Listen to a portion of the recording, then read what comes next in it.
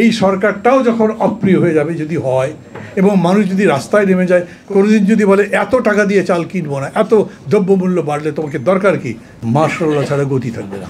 ভালো ইলেকশন চাই এখন, কারণ আপনি তো দাম কমাতে পারবেন না, আপনি পুলিশ ঠিক করতে পারবেন না। এত পপুলার গভর্নমেন্ট, তার বিরুদ্ধে গরম দেখালে কিছু করে ফেলতে পারবেন? পারতেন না। কিন্তু আমাদের বুঝতে হবে আমরা কি চাই এবং তার জন্য আমাদের অঙ্গীকার কতখানি। এখন বিতর্ক শুরু হয়েছে, আগে সংস্কার নাকি আগে কী বলে নির্বাচন। এগুলো তো একটা ফালতু বিতর্ক। সংস্কারের কোনো সীমা পরিসীমা আছে নাকি? কোথা থেকে সংস্কার শুরু?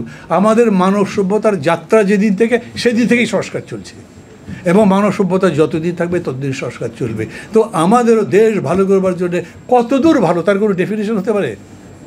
যেহেতু হতে পারে না, অতএব আপনাকে তো অপেক্ষা করতে হবে, অথবা আপনাকে ফিক্স করতে হবে এই বিষয়টা আমি ঠিক করতে চাই। ছিনতাই লুটপাট শুরু হয়ে গেছে না, কিছু করতে পারেননি তারা।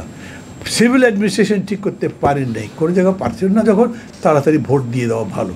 না হলে সমস্যা হচ্ছে এই সরকারটাও যখন অপ্রিয় হয়ে যাবে যদি হয় এবং মানুষ যদি রাস্তায় নেমে যায়, কোনোদিন যদি বলে এত টাকা দিয়ে চাল কিনবো না, এত দ্রব্যমূল্য বাড়লে তোমাকে দরকার কি, তখন আমরা একেবারে পাথারে পড়ে যাব, অকুল সমুদ্রে পড়বো। কী ঠিক করবো আমরা? কীভাবে আর একটা গভর্নমেন্ট আসবে? মার্শাল্লাহ ছাড়া গতি থাকবে না। জেনারেল ওয়াকারকে ধন্যবাদ দেবো, ভালো বলবো খারাপ বলবো কী বলবো জানি না, কিন্তু এটা ঠিক এই পর্যন্ত উনি তো জোর করে ক্ষমতা নিতে চান নাই। আর তখন আপনারা জোর করবেন ভাই ক্ষমতা নেন, উনি বলবেন পারবো না। এরকম পরিস্থিতি হবে তো যদি এরকম যায়। অতএব এই কারণে এখন মনে করি যত তাড়াতাড়ি ভোট হয়। সংস্কার পার্টি কি আমার কথার সাথে একমত? না। সংস্কার পার্টি মনে করে সংস্কার করে হোক, আমিও তো রাজি আছি সংস্কার করে হোক, কিন্তু এরা যে সংস্কার করতে পারবে সে বিশ্বাসই করতে পারছি না। এই যে মিনিমামটা করতে হবে সেটা তো আমরা বলছি, উনিও কি বলেছেন, যতদূর আমরা একমত হব ততদূর করবো। তো এটার জন্যে আমার আলোচনার জন্য 3 মাস অপেক্ষা করতে হবে, কারণ আমি তো লিখিত দিয়েছি, যতগুলো পার্টি আছে সব লিখিত দিয়েছে না সংস্কারের প্রস্তাব, সেগুলো তাদের সামনে আছে তো। হ্যাঁ, সবাই দিয়েছেন, আপনারা সবাই যে দিয়েছেন সেগুলো নিয়ে, তার মধ্যে ধরেন 3000 প্রস্তাব আছে, তার মধ্যে 300 বের করতে পারবেন, যেগুলো কমন সেগুলো করে ইলেকশন দিয়ে দেন, তাতে পুলিশ ঠিক করে দেন, সেগুলো করে আপনি সিভিল ব্যুরোক্রেসি ঠিক করেন, করতে এটাই একমাত্র ওয়ে। কিন্তু খেয়াল করেন যত তাড়াতাড়ি ভোট দেবেন তত যাদের ব্যাপারে সজাগ থাকার চেষ্টা করছেন তাদের সুবিধা হবে। বোঝেন কথা? সব কথা অত দেরিতে বললে আমার বিপদ আছে, সেটা বুঝতে হবে আপনাদেরকে। অতএব আপনি নিশ্চয়ই এটা করতে পারবেন যদি আপনি বলেন যে আপনার ঐক্যমত্য করবার জন্য এখন বিরাট অনুষ্ঠান করবার দরকার নেই।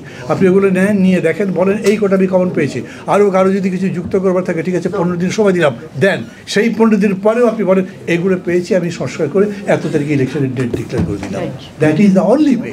যদি আপনি গণতান্ত্রিকভাবে বেরোতে চান তাহলে এখন এর বাইরে আপনার কাছে কিছু নাই তো, এটাই করতে হবে।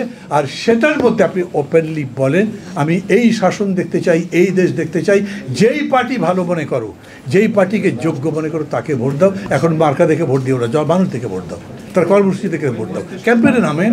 কারো বিরুদ্ধে বলবার তো দরকার নেই, ঠিকই কেউ বলেছেন যে আমার কারোর সাথে শত্রুতা করবার দরকার নেই, কাউকে ঠেকাবো সেই কাজ করবার দরকার নেই, কিন্তু একটা গুণের কথা বলছি, এইরকম একটা ইলেকশন চাই, এইরকম একটা রেজাল্ট চাই, এইরকম একটা ভবিষ্যৎ দেশ চাই। এখন একটাই পথ আছে, এখন বিরাট মিছিল করে বিরাট অভ্যুত্থান করার কোনো সুযোগ তো নাই। এইরকম মানুষ লাগবে, আফসারি ভাইদের মতো লোক লাগবে, ডেডিকেটেড লোক লাগবে, যারা বলবেন দেশ গঠন করবে যে এটা চাই। দরকার লাগলে ওই যে পাবলো নেরুদা কী করতে জানেন, নিশ্চয়ই সবাই নাম জানেন, কবিতা লিখে, কবিতা তো লোকে পড়ে না, কী করবে, গ্রামে কৃষকরা চাষ করতো, ওর মধ্যে গিয়ে কবিতা পড়তো, ভাই একটা কবিতা শোনো না কষ্ট করে। তো এইরকম তাই বাটন রাসেল নিজের বই বিক্রি করবার জন্য বাটন রাসেলের বই নাই আপনার দোকানে, এটা কীভাবে হয়? তো আমাদেরকেও এরকম মনে করতে হবে একটা টিম, আমরা যারা মানুষকে সজাগ করবার, জাগ্রত করবার জন্য এরকম একটা কর্মসূচি।